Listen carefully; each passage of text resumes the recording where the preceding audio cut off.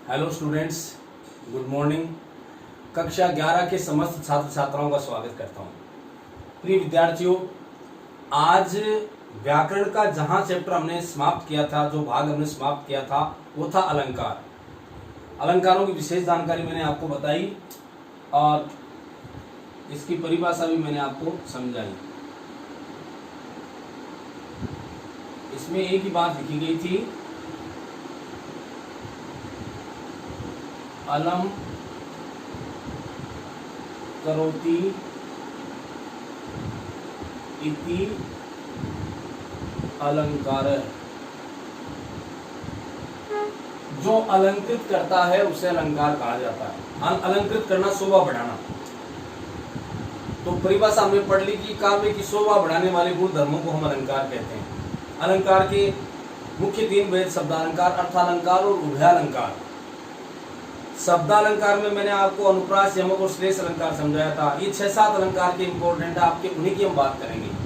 आज हम अर्थालंकार में पहला अलंकार पढ़ रहे हैं। अर्थालंकार का भाग है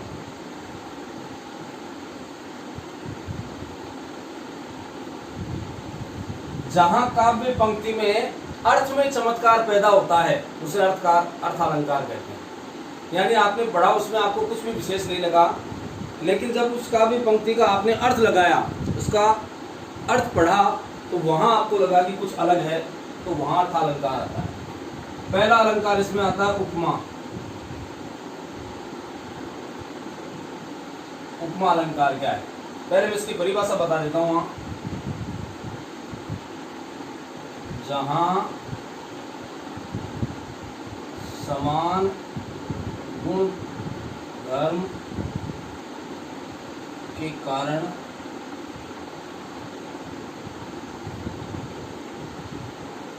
उपमेय की उपमान से समानता बताई जाए या तुलना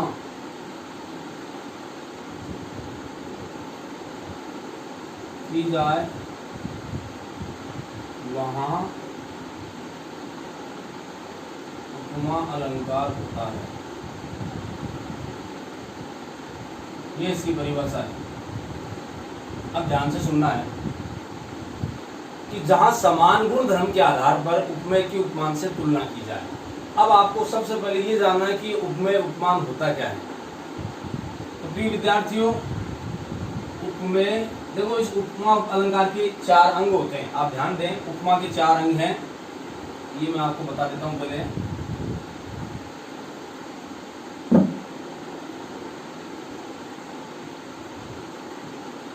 उपमा के 4 अंग।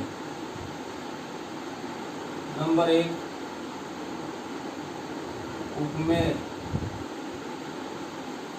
नंबर 2 उपमान, नंबर 3 साधारण धर्म और नंबर 4 वाचक शब्द। ये उपमा के 4 अंग आपके सामने हैं। अब इनको समझना है। पहले परिभाषा आपने देख ली, जहां समान गुण धर्म के आधार पर उपमेय से उपमान की तुलना की जाए या समानता बताई जाए। जैसे ये कोई भी उदाहरण ले लीजिए आप। हमने कहा कि सीता का मुख चंद्रमा के समान है। सीए मुख रूप दर्शन है, चंद्र सम मुख रूप दर्शन है सीए का। सीता का मुख चंद्रमा के समान है। प्रस्तुत वस्तु जिसकी आप बात कर रहे हो उसे कहते हैं उपमा। अप्रस्तुत वस्तु जो सामने नहीं है उसकी बात करते हैं, उसको कहते हैं उपमान। जैसे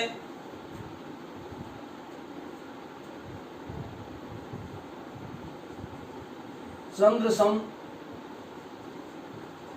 रूप दर्शन है सीए का, यह आ गया चंद्रमा के समान। ये पंक्ति में क्या कहा? चंद्र सम, चंद्रमा के समान। किसका रूप दर्शन है? सीए मानी सीता का। सीता का मुख चंद्रमा के समान है। तो प्रस्तुत वस्तु क्या है? सीता का मुख। अप्रस्तुत वस्तु क्या है? चंद्रमा। क्योंकि सीता के मुख की तुलना हम चंद्रमा से कर रहे हैं, तो प्रस्तुत वस्तु क्या है? उपमेय क्या है? सीता। किससे तुलना कर रहे हो? चंद्रमा से। ये हो गया उपमान। यानी मुख्य वस्तु, प्रस्तुत वस्तु जो आपके सामने उपस्थित है, जिसकी तुलना आप दूसरे से कर रहे हो, तो वो तो कहलाएगा उपमेय, और किससे तुलना की वो कहलाएगा उपमान। अब इसके बाद में आता है साधारण धर्म। साधारण धर्म, आप इन दोनों चीजों में क्या तुलना कर रहे हो? कौन से शब्द से तुलना कर रहे हो? वो शब्द है सा सम सरिस, यानी समानता बताने के लिए शब्द का प्रयोग किया। तो उपमा के जो वाचक शब्द हैं, सॉरी पहले वाचक शब्द मैं ले चुका, साधारण धर्म वाचक शब्द तीसरे नंबर पे आता है, लेकिन साधारण धर्म बताऊं पहले मैं। साधारण धर्म, इन दोनों में किस बात की समानता है? या तो सौंदर्य की या कुरूपता की, किस चीज की समानता करो? साधारण धर्म वही होता है। जैसे मैं कहूंगा कि ये चीज तो इतनी बुरी है जितनी वो, बुराई की भी हो सकती है तुलना, अच्छाई की भी हो सकती है। साधारण धर्म वही है कि दोनों में साधारण चीजें हैं क्या? साधारण धर्म क्या है? तो सुंदरता है दोनों में। अब इसमें साधारण धर्म छुपा हुआ लिखा हुआ कहीं भी नहीं है, आपको समझना है। तो साधारण धर्म क्या है? इसमें साधारण धर्म है दोनों के सौंदर्य की तुलना, यानी दोनों के सौंदर्य की पराकाष्ठा। ये हो गया साधारण धर्म, माने उनके सौंदर्य की सुंदरता की तुलना इनसे की है, तो ये सुंदरता साधारण धर्म है। और अब वाचक शब्द। वाचक शब्द क्या है? इनको प्रदर्शित करने के लिए कौन सा शब्द इस्तेमाल किया? तो ये आ गया सम, यानी सा, सम और सरिस। ये जो है ये उपमा के वाचक शब्द है। यानी परीक्षा में यदि ऐसा कोई आ जाए शब्द या वाक्य, तो उसमें सा सम सरिस यदि आ जाए, तो आप आराम से लिख सकते हैं कि ये उपमा अलंकार है। सा सम सरिस से हम जान सकते हैं कि इसमें उपमा अलंकार है। ये तो इस प्रकार से वाचक शब्द जो है वो आपके इसमें सा, सम और सरिस हो जाएंगे। तो इस प्रकार से आपको अनेक और उदाहरण इसमें से मिल सकते हैं। और अब आपको जानना इतना ही है, उपमा की परिभाषा, जहां समान गुण धर्म के कारण के आधार पर, एक ही बात है, उपमेय की उपमान से समानता बताई जाए या तुलना की जाए। जैसे अभी एक उदाहरण मैं आपको और बताता हूं, आपने 10वीं कक्षा में पढ़ा था, वो मैं आपको दोबारा बता देता हूं।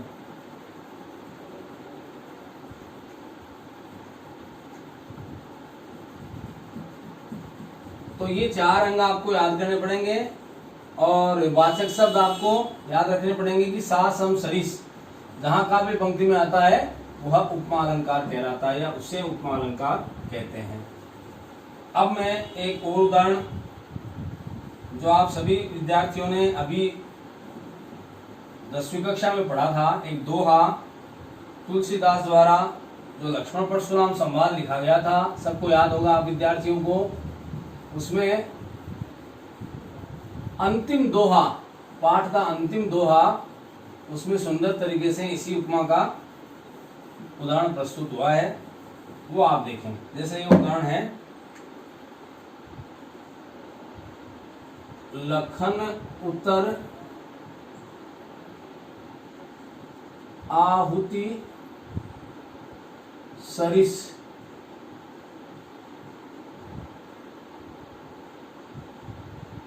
भृगुवर कोप कृशाणु,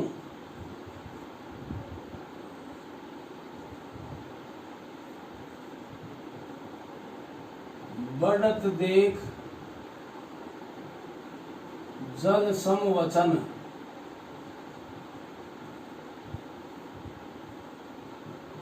बोले रघुकुल भानु। ये आपने दुआ पढ़ा था, अंतिम दुआ था। लक्ष्मण और परशुराम के बीच में जब विवाद चलता है, संवाद चलते हैं, तो लक्ष्मण, अब इसमें सरिस शब्द आया, देखो आप, लक्ष्मण के उत्तर तो आहुति के समान, जब अग्नि में आहुति डालते तो वो ज्यादा भड़कती है, तो लक्ष्मण परशुराम को जो शब्द बोल रहे हैं वो आहुति के समान है, उनकी क्रोध आदि को और बढ़ा रहे हैं।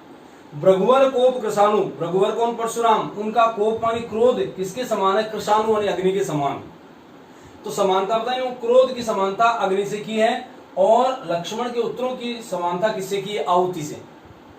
बढ़त देख, इस प्रकार उनको बढ़ते देख करके, इनका तो लक्ष्मण का तो क्या बढ़ते देख करके आहुति को, और इनके क्रोध को बढ़ता देख करके जल सम वसन, ये सम फिर आ गया, देखो जल के समान, ये दो जगह आपका उपमा अलंकार है, ये सरिस, इस क्रोध अग्नि को बढ़ करके देख करके जल के समान, यानी जैसे अग्नि में जल डाले तो ठंडी होती है।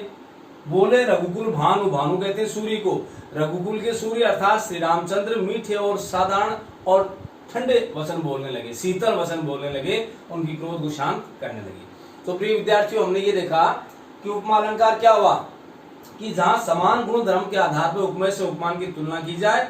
चार मैंने इसके आपको अंग बता दिए, उपमेय, उपमान, साधारण, धर्म और वाचक शब्द। तो इस प्रकार से ये आपका उपमा अलंकार संक्षेप में मैंने आपको समझाया। इसके और भी बहुत उदाहरण है। अब मैं दूसरा अलंकार आपको बता रहा हूं, और उस अलंकार का नाम है रूपक अलंकार। रूपक, इसकी परिभाषा बताता हूं मैं आप। जहां काव्य पंक्ति में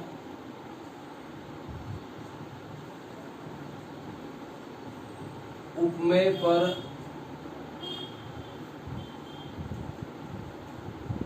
उपमान का अभेद आरोप किया जाए,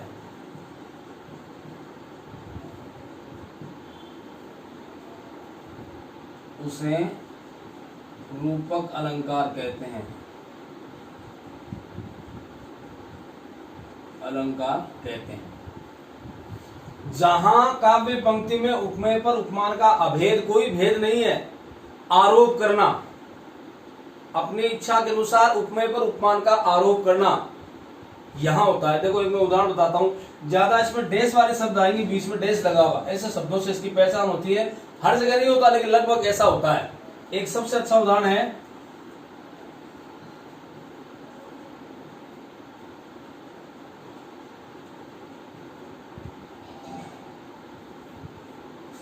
अंबर पनघट में डूबो रही ताराघट उषा नागरी। देखो आप, तीन जगह रूपक अलंकार आया है।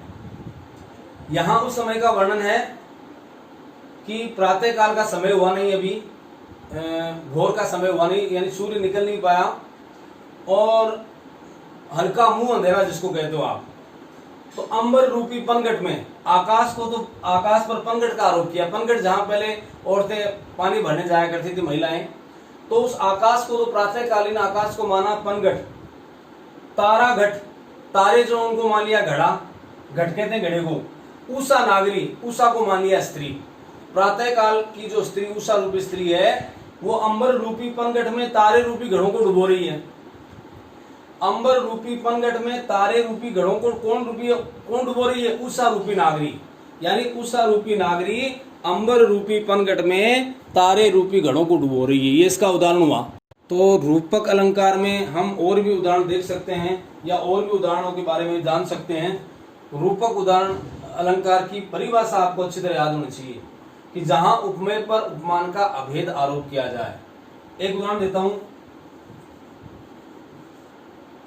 जैसे लिखा चरण सरोज पखारन लागा। चरण सरोज, चरण कहते हैं पैरों को, सरोज कहते हैं कमल को। कमल रूपी पांव को पखारना मानी धोने लगा। केवल श्री राम के चरण रूपी कमल रूपी चरण, उनको पखारने लगा अर्थात धोने लगा। तो चरणों पर कमल का आरोप किया गया। तो जहां उपमेय पर उपमान का अभेद आरोप किया जाता है, वहां रूपक अलंकार होता है। इसी क्रम में एक उदाहरण और देता हूं, जैसे ये बहुत सुंदर दोहा है, उदित उदयगिरी मंच पर रघुवर बाल पतंग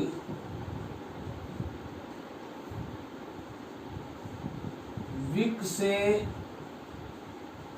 संत सरोज सब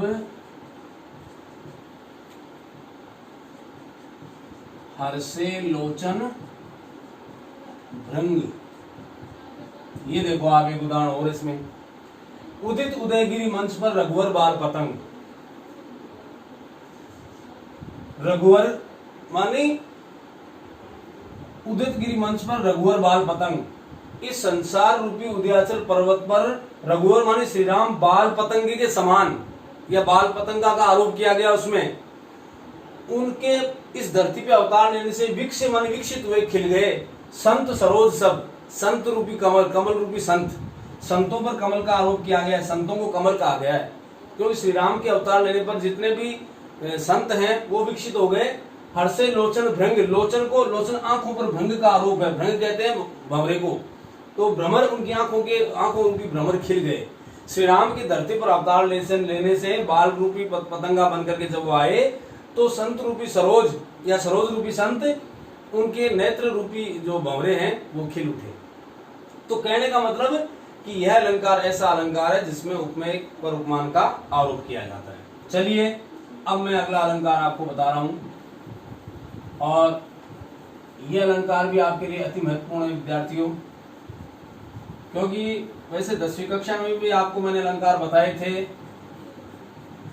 और इसी क्रम में अभी अगला अलंकार भी मैं आपको बताने जा रहा हूं, जिसका नाम है उत्प्रेक्षा।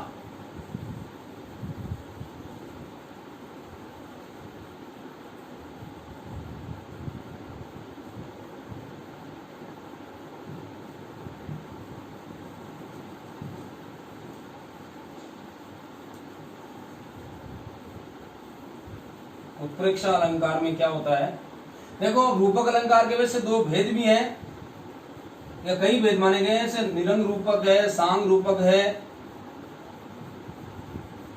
तो लेकिन अपने को ये साहित्यिक बातें हैं, आपको मोस्टली जो बातें मैं बता रहा हूं वह आपके अति उपयोगी है। आप यदि उसको और गहराई से पढ़ना चाहें तो पाठ्य पुस्तक में इसके विषय में बहुत कुछ लिखा है। अब हम करते हैं तीसरे अलंकार की बात, अर्थालंकार का उत्प्रेक्षा। उत्प्रेक्षा अलंकार में क्या है तो इसकी परिभाषा पहले बता देता हूं। जहां उपमेय में उपमान की संभावना व्यक्त की जाए,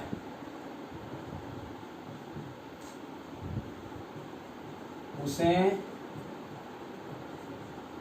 उत्प्रेक्षा अलंकार कहते हैं। जहां उपमेय में उपमान की संभावना, देखो आप तीन शब्द याद कर लेंगे तो अलंकार याद हो गए। एक पहला था उपमा, उपमा में तो क्या था, समानता, उपमेय से उपमान की समानता बताई जाए, तो पहला शब्द समानता। यहां दूसरे में जो रूपक था उसमें उपमेय पर उपमान का आरोप, तो आरोप शब्द याद रखना पड़ेगा। और अब है उत्प्रेक्षा, इसमें आपको संभावना शब्द याद करना पड़ेगा। जहां उपमेय से उपमान की संभावना व्यक्त की जाए। इसके वाचक शब्दों की बात करें तो जनु, मनु, जानो, मानो या फिर जनहू, मनहू, ये शब्द इसके वाचक शब्द हैं। यानी ये सब जहां का भी पंक्ति में आए तो आप वहां आंख बंद करके लिख सकते हैं कि उत्प्रेक्षा अलंकार है। जैसे एक उदाहरण लिखता हूं मैं आपके सामने, सोहत, ये दो है, ओढ़े पीतपट, श्याम सलोने गाथ,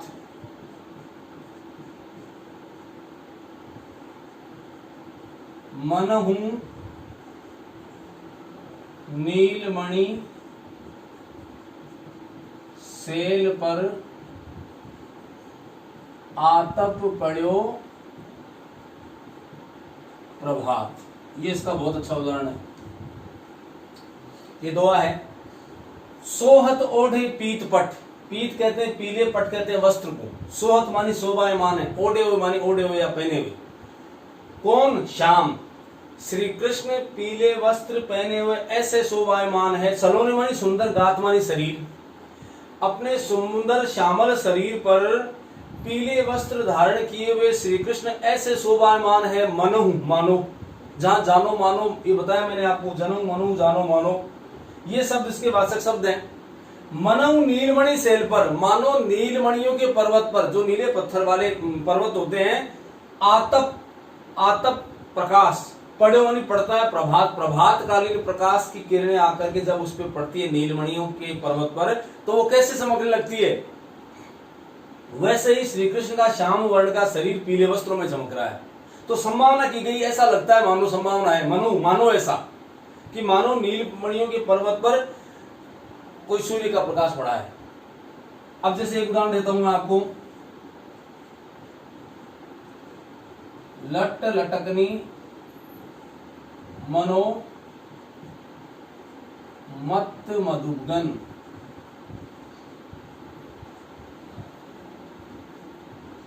मादक मद ही पिए।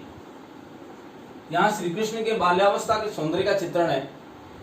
लट लटकनी, देखो उसमें अनुप्रास भी है, ध्यान रखना। ये देखो मत मधुगन मादक मद ही पिए, महिमा आने से, लेकिन मुख्य अलंकार मनो आने से उत्प्रेक्षा हो गया।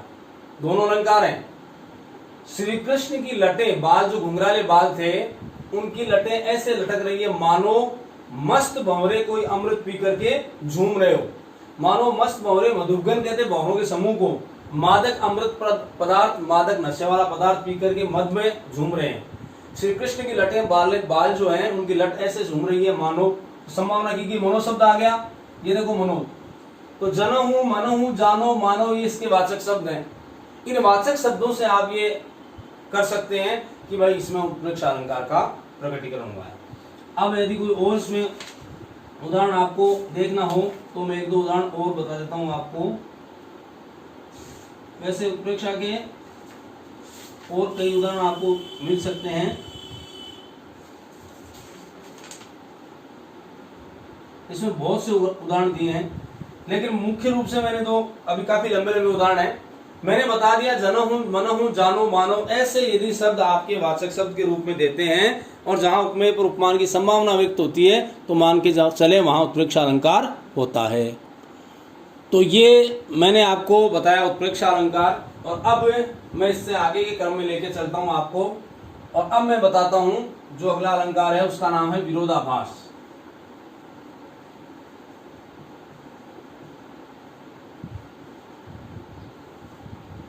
विरोध धन आभास, यानी विरोध न होते हुए भी उसका आभास दिखाई दे, इसका संधि विच्छेद करो आप। विरोध धन आभास, दो चीजों या दो वस्तुओं में विरोध नहीं है फिर भी आभास दिखाई दे, ऐसा लगे कि विरोध है, वहां विरोधाभास अलंकार होता है। तो इसमें परिभाषा के तौर पर, यानी जब किसी गुण पदार्थ या वस्तु में कोई विरोध न होते हुए भी विरोध दिखाई पड़े, उसका आभास स्पष्ट हो, वहां विरोधाभास अलंकार होता है। सीधी सीधी परिभाषा है। दो वस्तुओं में कोई विरोध नहीं है फिर भी उसमें आभास लगता है ऐसा। तो एक उदाहरण मैं आपको बहुत बढ़िया उदाहरण देता हूं। 12वीं क्लास में ये दुआ चलता भी, ध्यान देना आप। या अनुरागी चित्त की गति समझे नहीं कोई,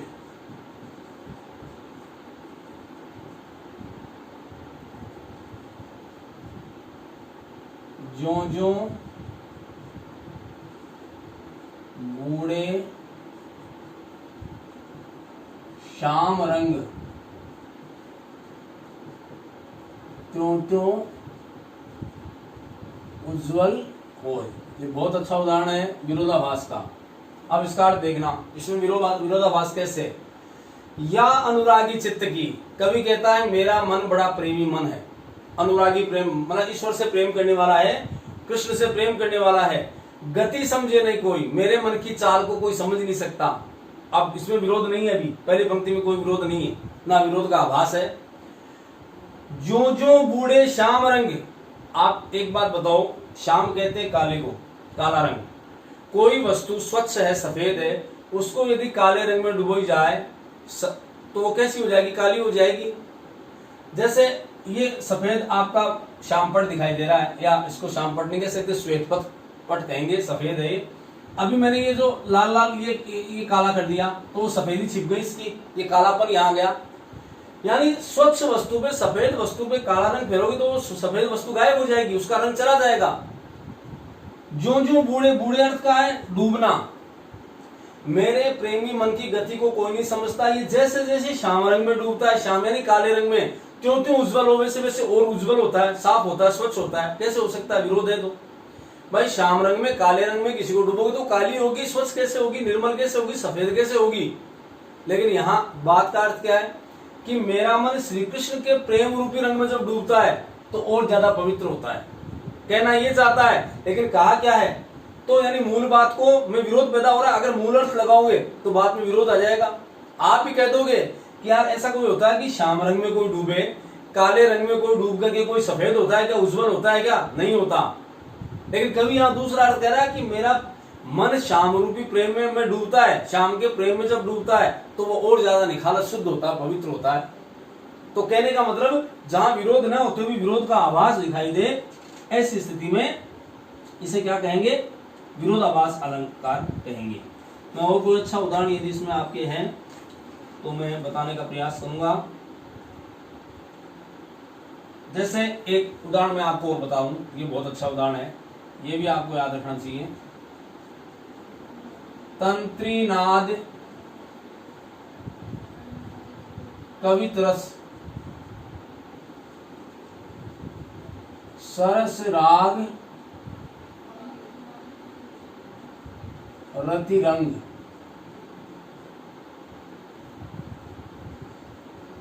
अन बूढ़े बूढ़े तरे जे बूढ़े सब अंग। ये बहुत अच्छा दोहा इसका उदाहरण, विरोधाभास का बहुत ही श्रेष्ठ उदाहरण है। ध्यान दे, तंत्रीनाद यानी वाद्य यंत्रों का स्वर, कोई भी वाद्य यंत्र है उसका स्वर, एक बात। कवितरस, कविता का रस, या फिर कविता, कोई बहुत अच्छी रोचक कविता हो, सुंदर कविता हो, उसमें जो आनंद प्राप्त होता है, दूसरा वो। सरस राग या मीठी रागनी, किसी गायक ने बहुत अच्छी राग छेड़ी है तो वो राग। और अंतिम चीज है रति रंग, प्रेम का रंग, रति क्रीड़ा का रंग, प्रेम का, संसर्ग का आनंद। अब देखो कितनी चीजें हुई, एक तो तंत्रीनाद वाद्य यंत्रों की का स्वर, कविता का रस, मीठी राग या प्रेम का रस। अनबूढ़े, अनबूढ़े मानी इनमें जो नहीं डूबा है, किन में, इन चारों में। इन चारों चीजों का जिसने आनंद नहीं लिया है, बूढ़े, वो डूब गया।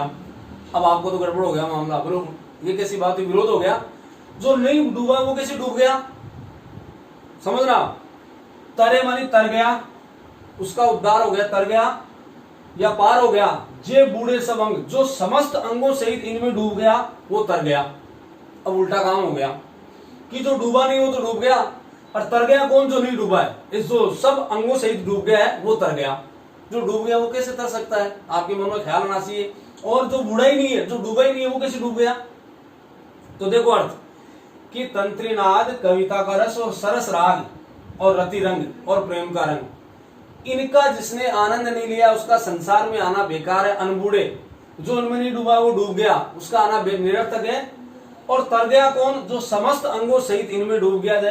इनका जिसने आनंद लिया है, इन चारों चीजों का जिसने इस धरती पे आके आनंद लिया है, उसका उद्धार हो गया, वो इस संसार सागर से पार हो गया। तो कहने का मतलब यहाँ विरोध होते हुए भी विरोध का आभास होता है, विरोध न होते हुए भी विरोध नहीं है किंतु विरोध का आभास। तो हमने ये पढ़ा विरोधाभास में कि जहां वस्तुओं में विरोध न होते हुए भी विरोध का आभास दिखाई दे, वहां विरोधाभास अलंकार होता है। अब एक संक्षेप में एक अलंकार और बता देता हूं मैं आपको, इसके बाद आता है मानवीकरण। बस ये सरल एकदम, मानव समस्त प्राकृतिक या जड़ पदार्थों को मानवीय रूप दे देना, या मानवीय भावनाओं का आरोप कर देना, मानवीय भावनाएं स्थापित कर देना, वो मानवीकरण अलंकार होता है। अब सीधे सीधे उदाहरण पे आ जाते हैं। जैसे इसमें लिखा कि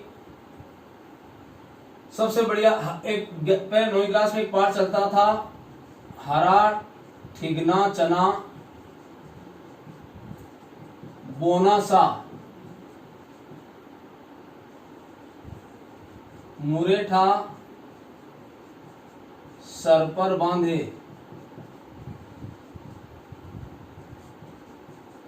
सरसों ने हाथ पीले कर लिए। एक मुक्तक छंद है, उसमें लिखा है, ये देखो, हरा ठिगना चना बोना सा। एक चना है, फसल चने की, एक नया उगती हुई फसल में कितना सौंदर्य है कि बोना सा एक चना है, ठिगना सा, मुरेठा सिर पे बांधे, उसने सेहरा अपने सिर पे सजा रखा है, मतलब बड़ा सुंदर लग रहा है, दूल्हे की तरह सजा हुआ। और साथ में सरसों वो इठलाती हुई ऐसी लग रही है कि उसने वो पीले रंग की ना, जैसे उसने पीले हाथ कर लिए, उसका विवाह होने जा रहा है। तो इस प्रकार से जैसे पर्वत को मानवीय रूप दे देना, समुद्र हुंकारे भरने लगा, समुद्र गर्जन करने लगा। अब गर्जन आदमी करता है, लेकिन इस प्रकार जो निर्जीव वस्तुएं हैं उन पर मानवीय आरोप कर देना, ये समझ किस में आता है? ये आपके मानवीकरण अलंकार में आता है। तो संक्षेप में विद्यार्थियों, मैंने आपको शब्दालंकार और अर्थालंकार में जो खास थे वो बताए, अनुप्रास, यमक, श्लेष, उसके बाद आपका चला था उपमा, रूपक, उत्प्रेक्षा, उसके बाद आपका चला था विरोधाभास, और इसके बाद मानवीकरण। ये अलंकार आपके 9वीं, 10वीं, 11वीं, 12वीं कक्षाओं में अति आवश्यक हैं, इसलिए मैंने इनका दौरान पिछली कक्षा जब 10वीं 12वीं की हुई थी उनको तो मैंने अच्छी तरह समझाया था। अब 11वीं की कक्षा शुरू हुई तो मैंने आपको भी अच्छी तरह समझाने का प्रयास किया है। मेरा विश्वास है कि आप पूरे मनोयोग से सब कुछ सुन रहे थे, और जहां कहीं आपको दिक्कत आए आप किसी भी समय मुझे कॉल करके पूछ सकते हैं।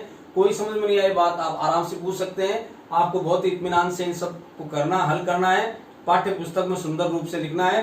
और भी यदि आपको कई उदाहरण मिले इनके, तो और उदाहरण आप इनके लिख करके समझने का प्रयास कर सकते हैं। एक बार मैं समस्त छात्र छात्राओं को पुनः धन्यवाद देता हूं कि आप पूरी शिद्दत और मेहनत के साथ अपना काम को आगे बढ़ाते रहें। धन्यवाद।